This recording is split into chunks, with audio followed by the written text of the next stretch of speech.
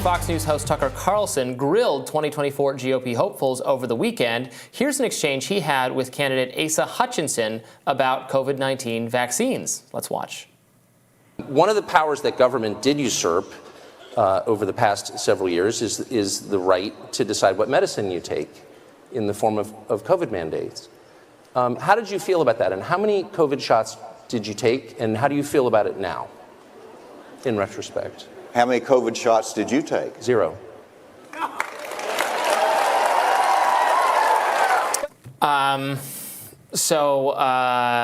I think Tucker confirming for the first time, I think, that he never got, hadn't said one way or the other previously. Maybe he did, and I just missed if he had.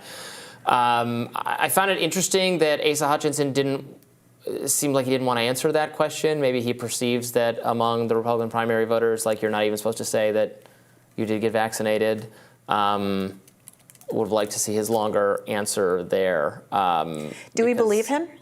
Wasn't it a Fox News policy for employees to be vaccinated?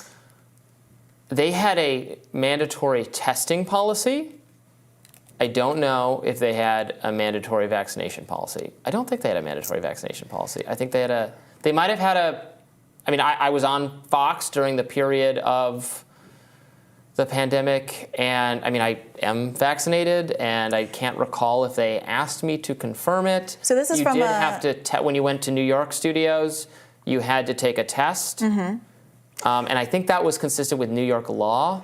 This is from a July 2021 CNN Business article titled "Fox has quietly implemented its own version of a vaccine passport while its top personalities attack them." It goes on to say Fox employees, including those who work at Fox News, received an email obtained by CNN Business from the company's Human Resources Department in early June that said Fox had developed a secure, voluntary way for employees to self-attest their vaccination status.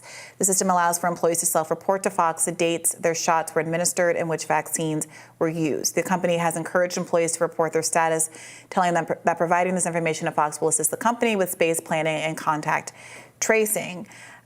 So that's not So it was voluntary. a mandate, but it does seem to be obviously encouraged at the company. Look, I think that it is hypocritical for people who are upset about shaming people about not getting vaccinated to shame people, especially an older man like Asa Hutchinson, from getting a vaccine that very much could have saved his life and prevented him from being hospitalized. Yeah. I think that's frankly cruel and craven. I don't... To jockey, especially as a younger man, to an older man who we know he has a pre-existing built-in condition because we can look at him and we know what his age is. So to sit there in a political context, try to shame people for their healthcare decisions when you made your bread and butter during the pandemic by calling out people who were doing the exact same thing to people who were vaccine injured or who were vaccine hesitant or for some other reason wanted to choose differently. Do you believe in freedom of choice or do you not? Do you just believe in imposing your choices on everybody else? This is a very dangerous. Hutchinson could have responded by saying it's none of your business. Yeah, it's true, and I would criticize him as well for bowing to that kind of pressure. Now, we live in a world where, I don't know if you saw these stories as well, that In-N-Out is banning employees from wearing masks. I saw that. You're now in a position, and at the same time that they have been shielded from liability for the consequences of any employees contracting COVID as a consequence of their policies. So which way do you want it? I completely support all of the pushback and the back pay that people who were fired because of not wanting to comply with COVID policies that ended up not making any sense anyway got. Those New York, what were they, firefighters or what have you, that were able to get back pay. I supported that.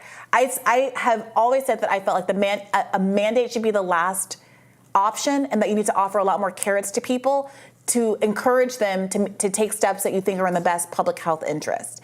And I think that from a civil libertarian perspective, that's how it should be. But if you're in a legal framework where there's no accountability, I can't imagine for employees. All of these companies got liability shields. I can't imagine a workable liability structure where you can have Party A liable for giving Party B COVID? Because you don't know You can who if your gets it. employer makes it illegal for you to wear a mask. Like if you choose. Not illegal, against policy. The You employer ban. can't make it illegal. You don't have to work there. It's a ban. We hate bans, right? We've been talking about how much we hate bans this whole time. Now an employer, it's like, fine, don't make people mask. Don't make people get vaccinated. But here I am trying to protect my own health. What if I'm immunocompromised? What if I'm elderly? What if I'm taking care of somebody elderly at home and don't want to bring home a disease to my family? What if I don't have health insurance and can't risk a prolonged hospital stay? What if it would bankrupt me? And so you're telling me that I can't exercise my personal choices because my employer tells me I have to expose myself to the elements? Like, so this is what I'm saying. Like, I think that there's something, like, I don't care about Asa Hutchinson. I have no interest in his campaign or any of the people, frankly, that were interviewed at this particular event.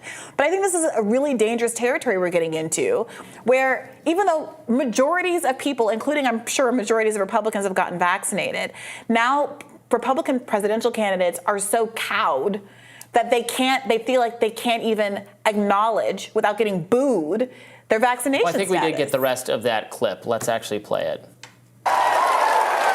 But I think it's fair, and I could see that you recoiled when I asked you that question.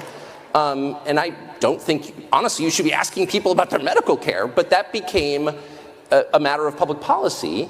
And I do think that the whole country ought to pause and assess, like, what did we just go through? How do we feel about it now? And so it's a very straight. I don't think people should be asking folks about their medical status, and yet here we are. Gun to my head, I was forced to ask you about your medical status. Yeah. Come on. Right. We should go back to a norm where it's none of your business, and people should decide based on their own health profile and what their doctor tells them whether they need to get vaccinated or do whatever policies. Again, this was a decision that was yanked away from 80 million people when Joe Biden unilaterally declared that you would have to get vaccinated or lose your job, something that was then overruled by the Supreme Court. So it is, I agree with Tucker that it's a very important policy. I don't think, if I was an elderly person, I would have recommended, getting vaccinated for other. I am vaccinated.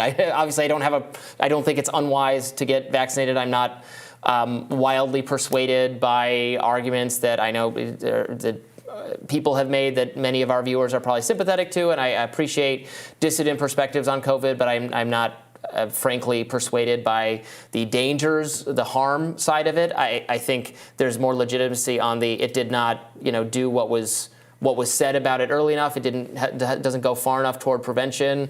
I have skepticism how much even severe illness it's protecting. If you've already had COVID, it seems to be about as good as a case anyway. So I have a lot of concerns on that front. But I'm not over the moon persuaded by its harms, or there'd be so many blood clots or so many things like that, especially I am someone who's susceptible to respiratory viruses, so I'd rather, whatever small, tiny chance there is, I felt more comfortable dealing with Asa that. Hutchinson is 72 years old. Yeah, and for him, I think it's a pretty clear case. And it's worth noting that he signed bills into law that prohibited, as governor of Arkansas, that prohibited businesses and government facilities from requiring proof of COVID-19 vaccination for staff. He is not some pro-vaccine zealot. That's great, and I'm glad he did that.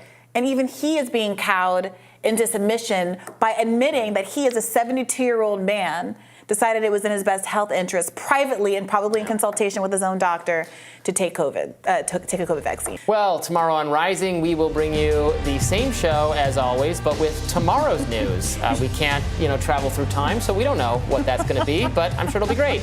Be sure to like, share, and subscribe so you never miss any content. And for those of you who prefer to listen while you're on the move, we're now available anywhere you listen to podcasts. See you later. Take care.